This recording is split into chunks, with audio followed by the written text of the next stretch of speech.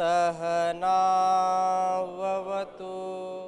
सहनौ भुनक्तु सह वीर्यं करवावहै तेजस्विनावधीतमस्तु मा विद्विषावहै। ओम शांति शांति शांति। वैदिक जीवन पद्धति की इस कक्षा में आप सबका स्वागत है, अभिनंदन है। धर्म का जो संदर्भ चल रहा है उस संदर्भ के अंतर्गत दान की बात चल रही थी और दान के बाद तपस्या पर भी कुछ चर्चा की थी। तो तपस्या का जो हमारे जीवन में महत्व है, जो जितना अधिक तपस्या करता है उतना ही उसका जीवन सफल होता है, अनुकरणीय होता है, अनुसरणीय होता है। परंतु कुछ तप जो अति है उसको करने से हमको बचना चाहिए, क्योंकि यदि तप के नाम पर हमने अज्ञानता पूर्वक कोई ऐसा कार्य किया जिससे हमारा शरीर और हमारा अस्तित्व ही खतरे में आ जाए, तो तब किस काम का? तब तो अपने शरीर बल को, अपने आत्मबल को, अपने जान बल को बढ़ाने के लिए होता है कि नहीं? लेकिन यदि उस तप को करते करते आत्मबल घट जाए, मनोबल घट जाए, शारीरिक बल घट जाए, उत्साह घट जाए, तो वो तप फिर विशेष नहीं होगा। ये विद्वानों की दृष्टि है। जैसे उदाहरण में योग ऋषि परम पूज्य स्वामी जी महाराज हमारे समक्ष हैं। समग्रता युक्त जीवन, शरीर से भी, जान से भी और हर प्रकार के जो है वैभव से, हर प्रकार के बल से परिपूर्ण, लेकिन तपस्या में भी अग्रणी। और यदि हम बात करें ऋषि दयानंद जी के जीवन की बात यदि हम कहें, सर्वांगीण विकास के साथ साथ उन्होंने इतना तपस्या की कि शरीर से भी पूर्ण बलशाली, जान के पक्ष में पूर्ण सामर्थ्यवान, व्यवहारिक भी पूर्ण। तो समग्रता से जीवन को जी करके हम तपस्या को भी सिद्ध कर सकते हैं। यदि केवल तप, कोई बोलता है कि शारीरिक तप करना है, कोई भोजन छोड़ दिया कि मैं भोजन नहीं करूंगा, कुछ दिन में सूख करके लकड़ी हो गए, तो इससे तपस्या तो सिद्ध नहीं हुई। हाँ ठीक है, अभ्यास किया है तो होगा, लेकिन जो लक्ष्य है उसके लिए ये शरीर क्या है? आदि साधन है। सबसे पहला शरीर का ध्यान रखना, व्यवहार का ध्यान रखना, खान पान का ध्यान रखना। कुछ इतना शरीर को तपाते हैं, इतना तपाते हैं कि खुद तप जाते हैं। भर्तृहरि ने इसलिए कहा, भोगा न भुक्ता वयमेव भुक्ता तपो न तप्तं वयमेव तप्ता कालो न यातो वयमेव याता तृष्णा न जीर्णा वयमेव जीर्णा। तो तप करें, लेकिन ऐसा न हो कि तप ने हमको ही तप लिया, तप ने हमको ही, कुछ गांव में लोग बोल देते हैं इसने सब ताप लिया, ऐसा बोलते हैं, अरे तैने तो सब ताप लिया। तो वो हम ना बने। तप करना है लेकिन सामर्थ्य के अनुसार करना है। सामर्थ्य जितना है उतना आप तप करें।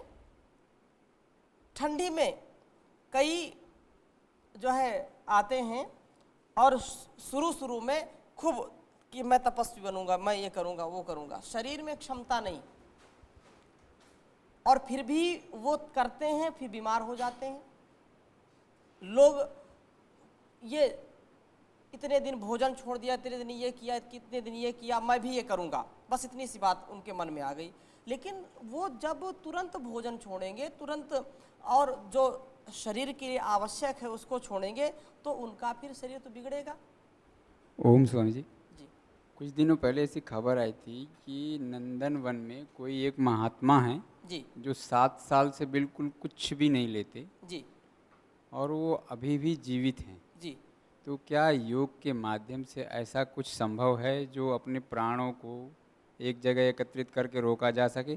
जी, बिरले लोग ऐसे होते हैं। आपने जो सुना है सत्य सुना होगा, और हमने भी कई बार सुना है। बिरले लोग ऐसे होते हैं। अपवाद, और अपवाद कभी अनुसरणीय नहीं होते। अपवाद ठीक है, वो अपनी योग शक्ति से या ऑक्सीजन से या कुछ भी उनकी शक्ति है तो ठीक है। लेकिन यदि कोई व्यक्ति, वही तो अभी मैंने उदाहरण दिया, कोई ये समझे अच्छा 7 साल से कुछ नहीं खाया, मैं भी ऐसा बनूंगा, तो वो 7 दिन भी नहीं रह पाएगा। धीरे धीरे अभ्यास करके सब कुछ सिद्ध हो सकता है। ये धीरे धीरे धीरे धीरे धीरे धीरे थोड़ा थोड़ा करके निरंतरता के साथ, श्रद्धा के साथ, भक्ति के साथ, विश्वास के साथ जब हम कोई कार्य करते हैं तो उसमें प्रगति होती है, गति होती है। व्यक्ति अपने शरीर के बल को, अपने मस्तिष्क के बल को, अपने सामाजिक बल को हर प्रकार से बढ़ा सकता है। हर द्वंद्वों को सहते हुए वो धीरे धीरे बस अपने लक्ष्य की ओर बढ़ता रहे। अनेक कठिनाइयां आएंगी, अनेक परेशानियां आएंगी, लेकिन विचलित ना हो। न्याय के पथ से निंदन्तु नीति निपुणा यदि वास्तुवन्तु लक्ष्मी ही समाविशतु गच्छतु वा यथेष्टम अद्यैव वा मरणमस्तु युगांतरे वा न्यायात पथा प्रविचलन्ति पदम न धीरा। तो अनेक प्रकार के द्वंद्व हमको मिलेंगे। मान मिलेगा, अपमान भी बहुत मिलेगा। सम्मान थोड़ा मिलेगा, अपमान ज़्यादा मिलेगा। कभी भूखे रहना पड़ेगा, कभी मेवा मिष्ठान भी मिलेगा, कभी शमशान में सोने को मिलेगा, कभी अच्छे मकान में भी सोने को मिलेगा। तो ऐसी स्थितियों में जो कभी विचलित नहीं होता है उसका तप सिद्ध होता है। और जो केवल भोग विलास के लिए या दिखावे के लिए, केवल दूसरों को बहकाने के लिए, दूसरों के बीच में प्रतिष्ठा पाने के लिए दिखावा करता है, वो व्यक्ति कभी भी तपस्वी नहीं हो सकता है। उसका तप कभी सिद्ध नहीं हो सकता है। तो ऐसे महापुरुष जो आप बात कर रहे हैं अनेक हैं, लेकिन वो बहुत गिने चुने हैं। ओम स्वामी जी, जी जैसे आप बोल रहे हैं सभी स्थिति में रह के जीना यही तप है और अच्छा है, जी परंतु खुद जीना तो अलग बात है। लेकिन सभी स्थिति में रह के कुछ सेवा का काम है ना। जैसे खाना नहीं मिलेगा, आप करो को सेवा करो, खेती में जाके काम करो, मजदूरी करो। जी या सोने के रात में नहीं मिलेगा, मच्छर काटेगा, बोले सुबह जाके योग क्लास लगाओ। जी तो यदि साधन कुछ नहीं रहेगा, खुद तो जी सकता है लेकिन दूसरे के लिए तो सेवा तो नहीं कर सकता है। जी। गाड़ी नहीं रहेगा, आप बोलोगे 100 किलोमीटर पैदल चला जा, जाके वहाँ पर योग क्लास लगा या कुछ काम करके आ जा। तो यदि साधन नहीं रहेगा, खुद के लिए तो अलग बात है, लेकिन दूसरे को सेवा कैसे करें, इस बारे में थोड़ा जानकारी चाहता हूँ। ये तो बिल्कुल ठीक बात है कि साधन के बिना तो कार्य की सिद्धि नहीं होती है। लेकिन कार्य की सिद्धि कहाँ है? कार्य की सिद्धि सत्व में होती है। महताम्नोपकरणे, महान उपकरण तुम्हारे पास हैं, हर प्रकार की सुख सुविधा है, लेकिन सत्व नहीं है, विश्वास नहीं है, कार्य के प्रति तुम्हारी रुचि नहीं है। कितने भी साधन आपको उपलब्ध करा दिए जाएं, कार्य सिद्धि सत्वे भवति महताम्नोपकरणे। यदि तुम्हारे अंदर विश्वास नहीं है, तुम्हारे अंदर श्रद्धा नहीं है, तुम्हारे अंदर उस काम के प्रति लगन नहीं है, तो कितनी भी आपको सुख सुविधाएं दे दी जाए, कितने भी साधन दे दिए जाएं, तो भी कहीं ना कहीं आपको लगेगा ये होता तो और अच्छा हो जाता है। कार्य सिद्धि सत्वे भवति महताम नोपकरणे। बहुत सारे साधन इकट्ठा करने से इस कार्य की सिद्धि। अच्छा देखो, एक उदाहरण मैं बताता हूं आपको कि जो है ये अभी जो मोबाइल कंप्यूटर आदि का जो ये सिस्टम है किस लिए है? छोटा सा उदाहरण, 100% नहीं है परंतु एक ऐसे मैं आपको बताता हूं।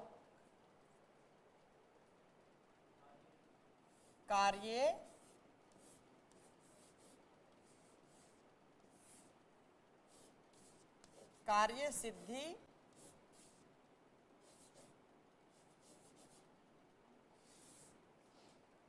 सत्वे भवति। सत्वे भवति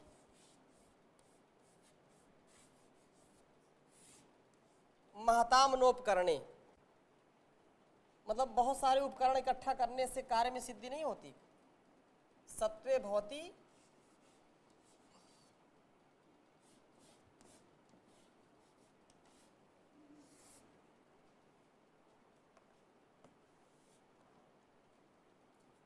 महताम नोपकरणे।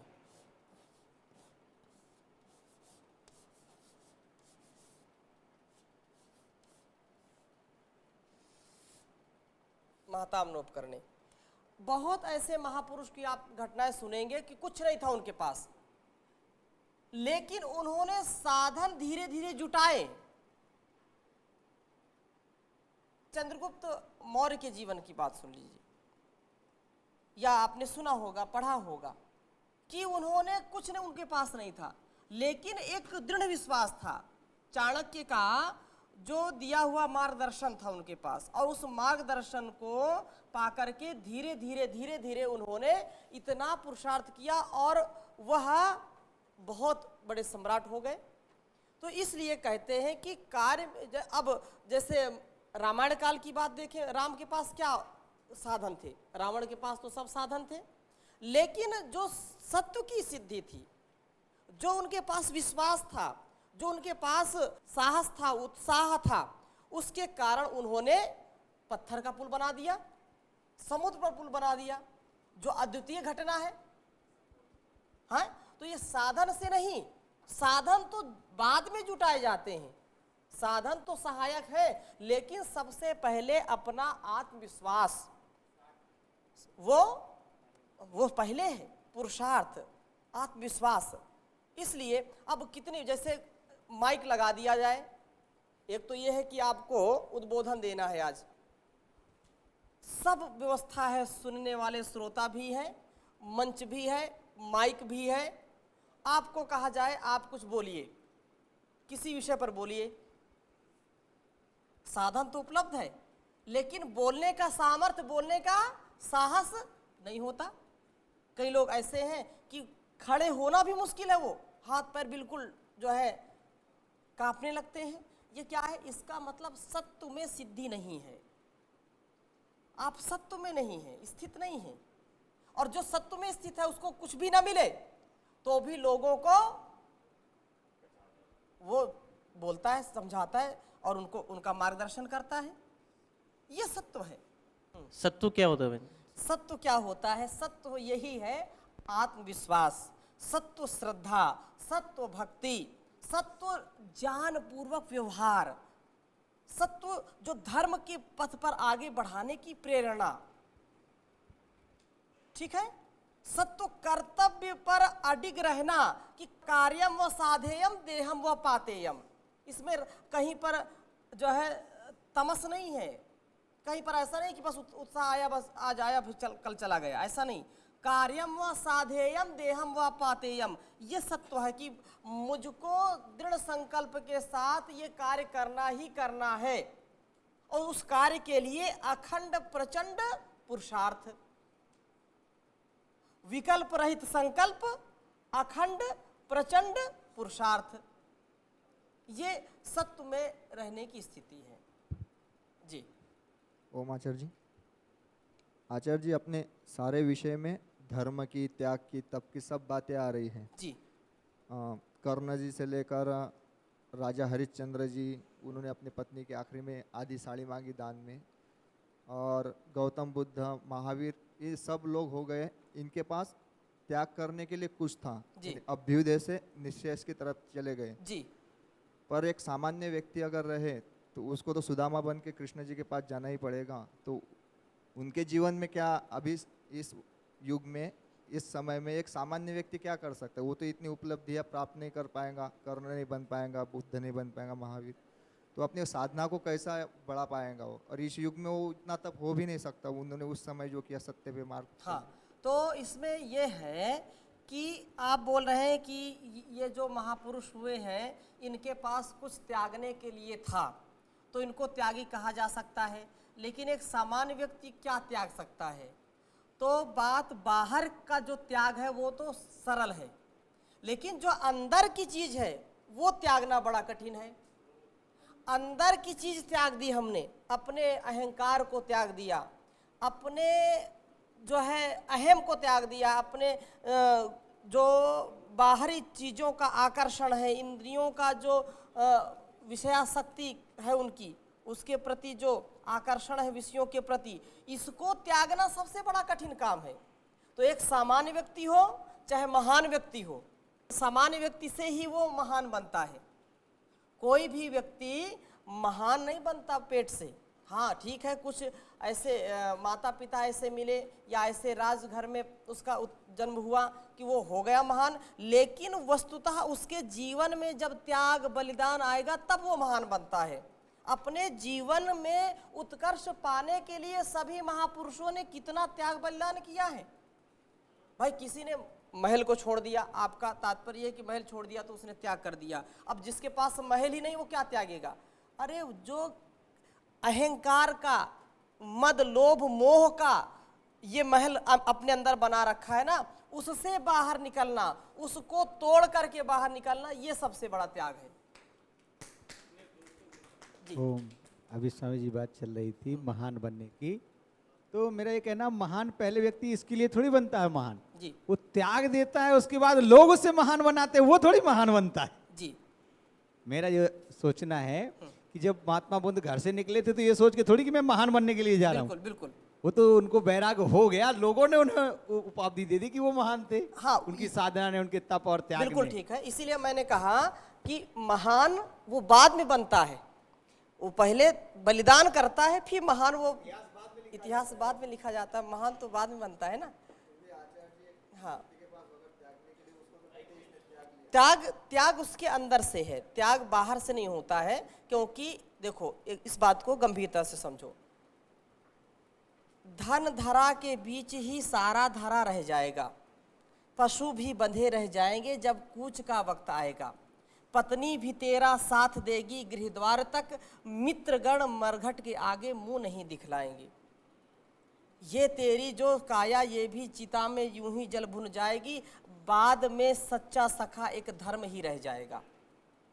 तो यहाँ तो तुम अभी त्याग दोगे तो ठीक है, और नहीं तो त्यागना तो है ही, इसको छोड़ना तो है ही है, लेकिन जो अंदर का अहंकार है यहाँ छोड़ दिया तो वहाँ भी अपने आप छूट जाएगा, लेकिन यहाँ नहीं छोड़ा तो फिर वहाँ भी नहीं छूटेगा। कहने का आशय ये है कि अपने से व्यक्ति जब मुक्त होता है, अपने से जब सारी चीज़ों को छोड़ता है, तभी उसका छोड़ना है।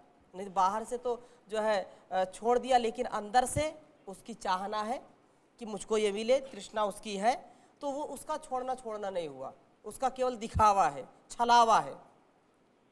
तो आगे इज्जा अध्ययन दानानि तपः सत्यम, सत्य के विषय में हमने चर्चा कर ली है, क्षमा के विषय में भी चर्चा कर ली कि सत्य भी धर्म का लक्षण है, क्षमा भी धर्म का लक्षण है, और दमः, इंद्रियों को संयमित रखना, इंद्रियों को हर प्रकार से उनका दमन करना, उनको विषयों में स्वच्छंद न विचरने देना, ये दमन है। और अलोभ, अलोभ इति मार्गोयम, अलोभ जो 8वां इसका गुण है, लक्षण है धर्म का, अलोभ, लुभ विमोहने, जो विमोहित कर देता है, हमारे चित्त को चंचल कर देता है, हमको अपने स्थिति में नहीं रहने देता है, किसी वस्तु के प्रति, किसी व्यक्ति के प्रति, किसी स्थान के प्रति लोभ आता है, और जब व्यक्ति के अंदर लोभ आता है तो वह बिल्कुल विमूढ़ हो जाता है। लोभ से अनेक दोषों का प्रादुर्भाव होता है, व्यक्ति पाप युक्त आचरण करने लगता है। इसलिए लोभ न करना, लोभ मतलब लालच, गृधा, किसी के भी धन की इच्छा ना करें, किसी के भी, या स्त्री हो या पुरुष हो, सभी के लिए ये बात लागू होती है कि मातृत्परदारेषु परद्रव्येषु लोष्ठवत् आत्मत सर्वभूतेषु यह पश्यति सा पंडिता यह पश्यति सा पश्यति। पराय धन को मिट्टी के समान समझे, पराय स्त्री को माँ के समान समझे, वो स्त्री पुरुष दोनों में लागू होता है। और आत्मत व्यवहार करना ये धर्म है, दूसरों की जो वस्तुएं हैं उसमें लालच ना करना। ओम स्वामी जी जी। प्रणाम। स्वामी जी, जैसे संसार में तो यदि हम एक छोटे गृहस्थी से देखते हैं बड़े सन्यासियों तक या तपस्वियों तक, तो उनकी कुछ तो लालसा रहती है। जैसे आप हिमालय में जाएंगे तो उनकी भी कहीं स्वर्ग की, किसी की मोक्ष की, किसी को कि जन्म मरण से मुझे मुक्ति मिल जाए, तो कोई में कोई तो उसके अंदर आस रहती है, तभी तो कार्य में लगा रहता है। अच्छी बात कही। इसमें इतना आप समझिए कि लोभ का यहाँ पर वो तात्पर्य नहीं जो आपने पूछा है। सात्विक कार्यों के प्रति तो सदा लालसा बनी ही रहनी चाहिए। जो अच्छी चीजें हैं उनके प्रति मनुष्य की जिज्ञासा, इच्छा, प्रयत्न रहना ही चाहिए। भाई मोक्ष के प्रति जिज्ञासा हो, धर्म के प्रति जिज्ञासा हो, और उसमें वो कार्य भी करे, वैसा जीने का प्रयास करे। लेकिन लोभ जहाँ आता है वहाँ व्यक्ति, मैंने एक शब्द बोला लुभ विमोहने, विमोहित हो जाता है। जहाँ पर मोह उत्पन्न हो जाता है, और मोह जब आता है तो व्यक्ति को क्या उचित है क्या अनुचित है, मोह का यही मतलब ही है, वो सब भूल जाता है, समझ में नहीं आता, किम कर्तव्य विमूढ़ हो जाता है कि क्या करना उचित है क्या नहीं करना। ये लोभ की स्थिति में व्यक्ति के अंदर अज्ञानता की स्थिति आती है, उसको केवल उस विषय में आसक्ति होती है जो चाहे अधर्म से मिले, अन्याय से मिले, अनाचार से मिले, कैसे भी मिले, उस व्यक्ति का टारगेट केवल वो व्यक्ति, वस्तु या स्थान होता है। उसके प्रति लोभ की भावना व्यक्ति को पापी बनाती है, क्रोधी बनाती है, मोही बना देती है। ये आशय इसका है। तो लोभ रहित रहना, लोभ ना करना, ये धर्म का लक्षण है। यदि लोभ आएगा तो निसंदेह उसमें अनेक प्रकार के दोष अपने आप उत्पन्न हो जाते हैं। जैसे आपको कोई चीज़ आपको खाने को मिली, या कोई चीज़ आपको, किसी पुस्तक पर भी लोभ आ जाता है किसी का, भले ही वो पुस्तक ना पढ़े, कहा कि ये पुस्तक बहुत अच्छी है, इस पुस्तक में यही चीज़ें हैं, वो व्यक्ति ने सुना उसके विषय में और वो फिर बोला एक बार मुझको पढ़ने को दे दो। ऐसा होता है अक्सर, वो पुस्तक दे दिया, फिर वो पढ़ता भी नहीं है, उसको समय नहीं है या उसको रुचि कम हो गई, लेकिन वो चाहता है कि नहीं ये पुस्तक बहुत अच्छी है, ये मेरे पास ही रहे। ऐसा व्यवहार में आप अक्सर देख सकते हैं। तो ये पुस्तक के प्रति क्या हो गया, लोभ हो गया, भले ही उसको वह प्रयोग ना करे। दैनिक व्यवहार में आप इस चीज को देख सकते हैं। यदि ऐसा हम व्यवहार करते हैं, विचारों के स्तर पर भी, आहार के स्तर पर भी, व्यवहार के स्तर पर भी, भाई भोजन में यदि लोभ किया तो इसको दोष बहुत बड़ा माना जाता है, बहुत बड़ा दोष माना जाता है, क्योंकि ये हमारे लिए इस लोक में भी और परलोक के लिए भी बड़ा कष्टकारी होता है। ज़्यादा खाएंगे तो लोक में भी निंदा होगी, उससे रोग भी होंगे। कल एक श्लोक पढ़ रहे थे हम मनुस्मृति में, बोलिए। हाँ, अनारोग्यम अनारोग्यम अनायुष्यम आस्वर्ग्यम चाति भोजनम। अपुण्यम, हाँ हाँ, तो ये बहुत बड़ा दोष है, ये लोभ है। यदि लोभ मन में आ गया आहार के प्रति तो इसमें कितनी समस्याएं हैं। अनारोग्यम, लोभ यदि किया भोजन में तो अनारोग्यम, कभी आप जो है रोग मुक्त नहीं रह सकते। अनारोग्यम अनायुष्यम, आपका आयुष्य भी क्षीण होने लगेगा। अस्वर्गम, और आपको कभी सुख की भी प्राप्ति नहीं होगी, मन में कभी संतोष भी नहीं होगा। अनारोग्यम अनायुष्यम अस्वर्गम चाति भोजनम, ये जो है अधिक भोजन करना ये बहुत हानिकारक है। लोभ आ गया, भाई अच्छी चीज मिल गई तो फिर कोई मात्रा उसमें निश्चित नहीं है, बस आने दो आने दो, है। आज मन का जो है स्वादिष्ट भोजन मिला है, ये फिर कब मिले कब ना मिले, तो जितना हो भरपेट खा लो, पेट चाहे फट जाए। तो ऐसी स्थिति में ये जो है स्वास्थ्य के लिए भी ठीक नहीं है, और लोक में भी वो निंदित माना जाता है। अरे क्या ये बिल्कुल कभी देखा नहीं क्या ऐसा भोजन जो इतना खा रहा है। इसलिए हमको अलोभ में रहना चाहिए, लोभ में नहीं रहना चाहिए।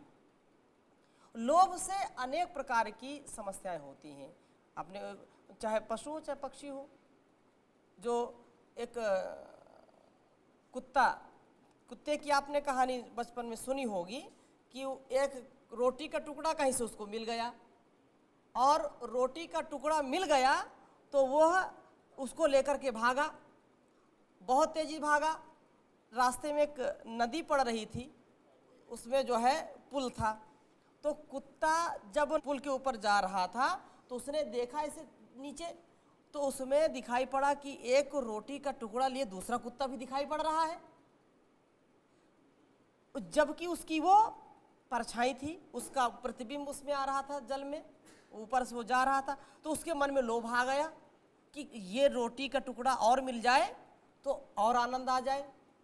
तो उसने फिर क्या किया, बड़ी देर तक देखता रहा, जैसे वो उधर गर्दन घुमाए वो भी घुमाए, तो उसको पूरा दृढ़ हो गया कि दूसरा कुत्ता है यहाँ पर। और उसने क्या किया, उस दूसरे जो है रोटी के टुकड़े को पाने के लिए उस पर झपटा, और जैसे झपटने की कोशिश की तो उसकी रोटी गिर गई, और गिर गई तो तेज नदी में बह गई। तो वहाँ कुत्ता तो था ही नहीं, तो जो उसके पास था वो भी चला गया। और क्रोध में भी व्यक्ति को लोभ क्रोध अपने फिर विकारों को बढ़ाते हैं। तो हमको लोभ नहीं करना चाहिए। अलोभ की स्थिति धर्म को बढ़ाती है, धर्म का मार्ग प्रशस्त करती है। हर स्थिति में हम लोभीपन को छोड़ करके, लोभ को छोड़ करके अलोभ हो जाएं, अलोलुप हो जाएं, तो हमारे जीवन का उत्कर्ष होगा। इस पर चर्चा और आगे हम करेंगे। अभी यहीं तक। ओम शांति शांति शांति।